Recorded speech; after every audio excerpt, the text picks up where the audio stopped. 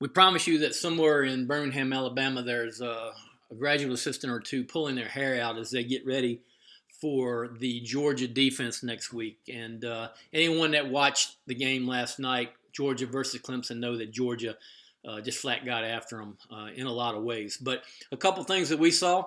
One is that right off the bat, we noticed that they, meaning the Georgia defense, was stemming pre-snap. They were going from an over to an under, a three-man front to a four-man front like you're looking here. And anybody that's ever been involved in protections understands that it's important to know where your shade is. It's important to know where your three technique is. And it's obviously important to know if you're blocking a three-down front or a four-down front. And Georgia did an excellent job of disguising this and going back and forth. And this is just one little look right here that really we took from our spread beaters package in the varsity section.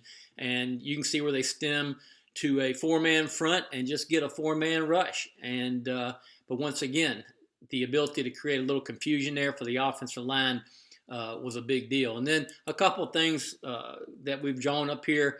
They really were effective with what we're just calling a two-go back, meaning your two backers are going backside. And what they've got is, whether they stem to it or lined up in it, a four-man front, and you've got the end coming all the way back down inside to the opposite shade side, and your nose containing. Your end here is actually dropping off, becoming a hole player, and you're playing man-free. And they did a lot of different things off of this. Your sandbacker is coming. Could be a five-man rush, but the back was trying to chip in this particular situation right here. And so when they finally released the back, Sam actually appealed for him. But once again, these two backers had their way with this look right here.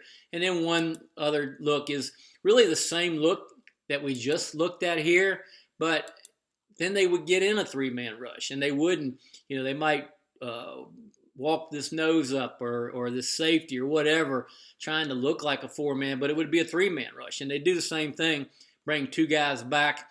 And now what you're looking at, you're either looking at a four-man rush here and dropping your end off underneath this F right here and playing like a two-man or maybe a quarters behind it. Or what you could do is actually bring that in and get a five-man rush out of it. And obviously that safety would have to cover the F there.